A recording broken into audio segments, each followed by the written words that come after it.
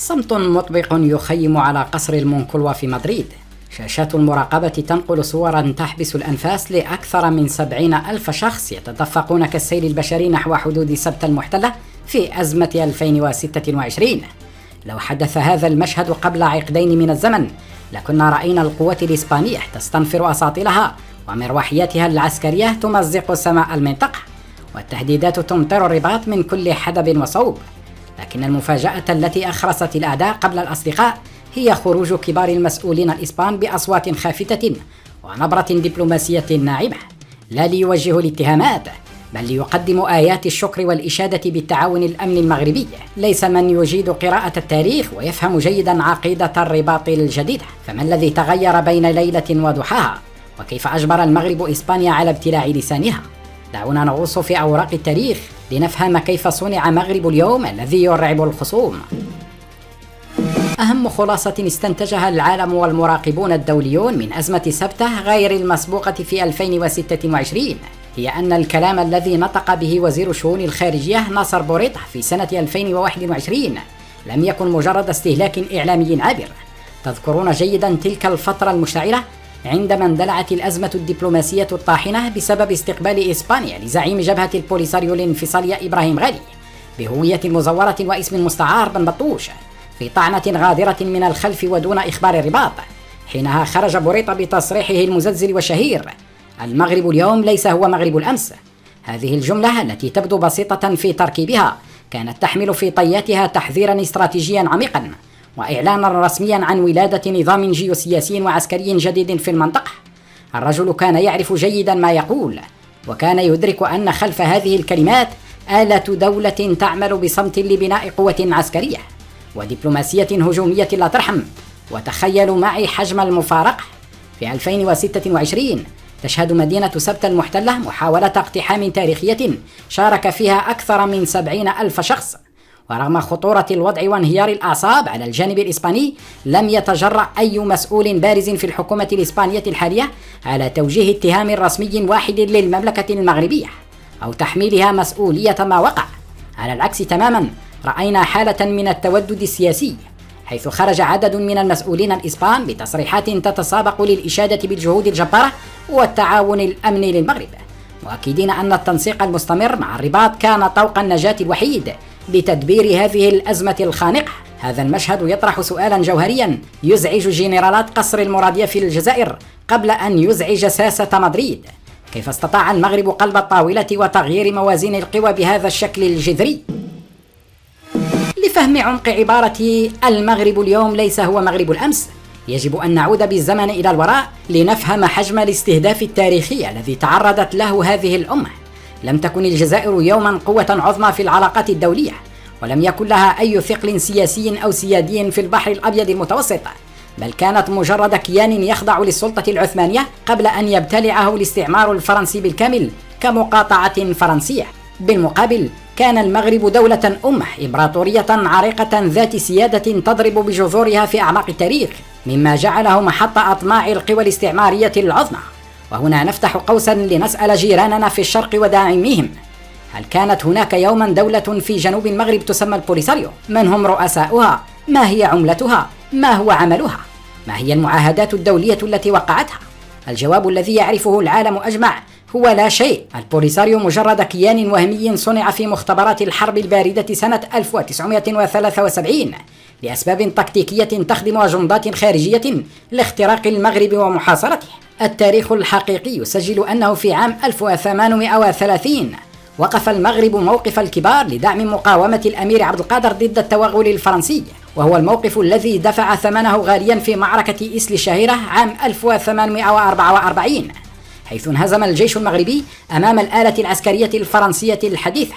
تلك الهزيمة لم تكن مجرد خسارة معركة، بل كانت بداية النهاية لهيبة مغرب الأمس. في سنة 1845 تم فرض معاهدة للمغنية التي اقتطعت أجزاء شاسعة من الصحراء الشرقية المغربية. لم تقف الأمور عند هذا الحد، فضعف المغرب حينها جعله فريسة سهلة لباقي الإمبراطوريات. في 1856 تدخلت بريطانيا العظمى، ثاني أكبر إمبراطورية في العالم آنذاك، وفرضت على المغرب توقيع معاهدة تجارية قاسية جدا. عرفت بمعاهدة الدولة ذات الأفضلية، والتي أجبرت المغرب على منح امتيازات اقتصادية وتجارية غير مسبوقة للبريطانيين في الأسواق الداخلية، مما كسر شوكة الاقتصاد المحلي. وبمجرد أن رأت إسبانيا القوة الاستعمارية المتراجعة حينها أن فرنسا وبريطانيا تنهشان جسد الإمبراطورية المغربية، قررت هي الأخرى البحث عن موطئ قدم. في عام 1859 شنت إسبانيا حربا ضروسا على المغرب، عرفت بحرب تطوان أو وقعة تطاوين. هذه الحرب كما يصفها المؤرخ المغربي أبو العباس أحمد بن خالد الناصري كانت الكارثة التي أزالت حجاب الهيبة عن بلاد المغرب، حيث انكسر المسلمون انكسارا لم يسبق له مثيل، وفرضت على المغرب غرامات مالية فلكية أفرغت خزينته ورهنت قراره السيادي. هذا هو مغرب الأمس الذي قصده ناصر بوريطة، مغرب كان مستهدفا تكالبت عليه القوى الاستعمارية لكسر شوكته وتفتيت أراضيه. إذا قفزنا بالزمن إلى تاريخ قريب، وتحديدا إلى صيف عام 2002 خلال أزمة جزيرة ليلى، سنرى كيف كانت إسبانيا لا تزال تنظر للمغرب بعقلية حرب تطوان. في تلك الأزمة، وبمجرد رفع العلم المغربي على صخرة مغربية تبعد أمتارا عن الساحل، جن جنون حكومة خوسي ماريا أثنار. بين 11 و18 يوليوز 2002 تدخل الجيش الإسباني عسكريا بكل غطرسة، مستعملا القوات الخاصة ومروحيات الأباتشي والزوارق الحربية، وقام باقتحام الجزيرة وإخراج عناصر القوات المساعدة للمغاربة واعتقالهم وتغطية رؤوسهم في مشهد مستفز قبل إطلاق سراحهم لاحقا. في ذلك الوقت كان المغرب يمر بمرحلة انتقالية، واختار بحكمة معالجة الأزمة عبر القنوات الدبلوماسية الهادئة. لم يكن المغرب مستعدا لحرب مفتوحة، وانتهت الأزمة بوساطة أمريكية قادها كولين باول، وتمت العودة إلى الوضع السابق. إسبانيا حينها ظنت أنها لا تزال تلك القوى القادرة على استعراض عضلاتها في مضيق جبل طارق وقت ما تشاء. ولكن لنسرع شريط الزمن إلى اليوم، بعد أكثر من عقدين من العمل الصامت والبناء الاستراتيجي، تغيرت موازين القوى بشكل جذري، وتغيرت معها قواعد اللعبة. اليوم العلاقة المغربية الإسبانية لم تعد مبنية على منطق السيد والتابع أو الاستعلاء الكولونيالي، بل أصبحت مبنية على الندية المطلقة والمصالح المشتركة الحيوية. إسبانيا اليوم بحكومتها واستخباراتها وجيشها تدرك تماما أن قوة المغرب العسكرية الحالية في 2026 لا تمت بصلة لتلك التي كانت في 2002. القوات المسلحة الملكية المغربية شهدت تحديثا مرعبا، طائرات مسيرة انتحارية من أحدث طراز، أنظمة دفاع جوي متطورة، أباتشي حديثة، أسطول بحري متجدد، وقمر صناعي عسكري. الأهم من ذلك كله، إسبانيا استوعبت الدرس الجيوسياسي الأكبر. المغرب يمتلك اليوم حليفا استراتيجيا شرسا لا تملكه مدريد نفسها بنفس القوة في هذا الملف، وهو الولايات المتحدة الأمريكية التي اعترفت بسيادة المغرب الكاملة على صحرائه وتعتبر الرباط شريكها الأول في إفريقيا. هذا التغيير جعل ملفات الهجرة السرية، محاربة الإرهاب، التبادل التجاري الضخم، والتعاون الأمني، وأوراق ضغط فتاكة في يد الرباط. هذه الملفات تجعل التنسيق مع المغرب ليس مجرد خيار سياسي، بل ضرورة بقاء استراتيجية بالنسبة للإسبان.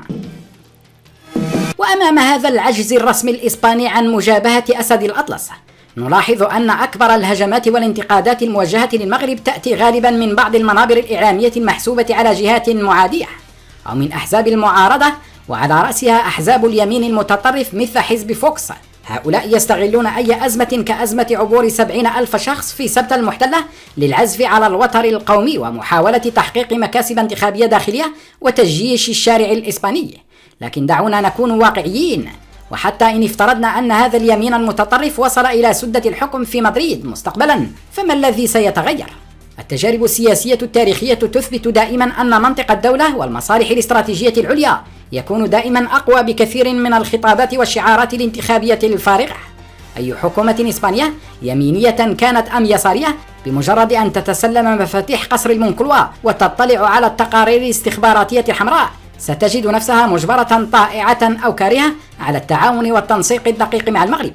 لماذا؟ لأن قضايا الأمن القومي الإسباني والأوروبي، تدفقات الهجرة، محاربة الخلايا الإرهابية، أمن الطاقة والاستثمارات الاقتصادية الكبرى لا يمكن أبدا تدبيرها أو حمايتها بمعاداة الجار الجنوب القوي.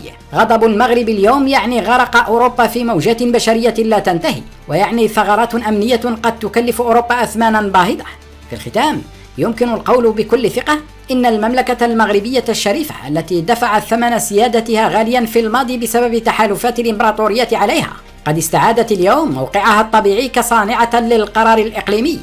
مغرب الأمس الذي فرضت عليه معاهدات الذل في القرن ال19 والذي تم التجرؤ عليه في 2002 قد دفن إلى الأبد.